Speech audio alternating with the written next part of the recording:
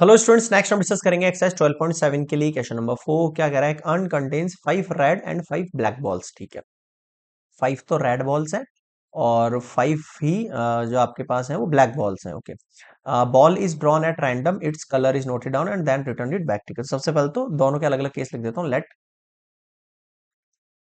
E1 be an event that drawn ball is red, है ना, और E2 be an event that drawn ball is black. ठीक है, अगली बात सुनो। अभी बोल रहा है मैंने दो एडिशनल बॉल ऐड करी सेम कलर की, are put in the urn and then ball is drawn at random, what is already second ball red हो उसकी प्रोबेबिलिटी। तो ए से मैं केस बना रहा हूं, A be an event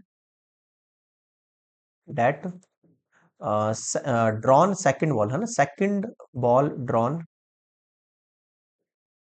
second ball drawn is red colour, वो रेड कलर की हो, इसकी आप मुझे प्रोबेबिलिटी निकाल के बताइए। समझ गए? तो सबसे पहले देखो, प्रोबेबिलिटी ऑफ E1 कितनी होगी? ऑब्वियस सी बात है हाफ, क्योंकि 5/10 होगी। मैं चाहूँ तो ऐसे लिख सकता हूँ 5/10, है ना, क्योंकि वो भी 5 है और वो नीचे हाफ है, तो दोनों 5-5 ही है, तो 5/10 लिख के आप हाफ लिख सकते हो। प्रोबेबिलिटी ऑफ E2 भी सेम केस है, 5/10 यानी कि हाफ। अब ध्यान देना, मैं सेकंड बॉल रेड निकाल रहा हूं फ्रॉम E1 केस, लेकिन इस कंडीशन के अंदर ध्यान देना, क्या कह रहा हूं मैं, कि अगर दो एडिशनल बॉल ऐड करिए मैंने सेम कलर की, है ना, अगर वो रेड है तो रेड कलर की ऐड करिए। क्या रेड कलर की ऐड करिए? अगर वो रेड कलर की बॉल चूज हो रही है तो उसमें मैंने रेड कलर की बॉल ऐड कर दी है, तो टोटल रेड बॉल की प्रोबेबिलिटी कितनी होगी when even case is occurred? Red ball कितनी हो जाएगी? 5 थी, दो ऐड कर दी तो 7 हो गई, और नीचे टोटल बॉल्स कितनी होगी? 12।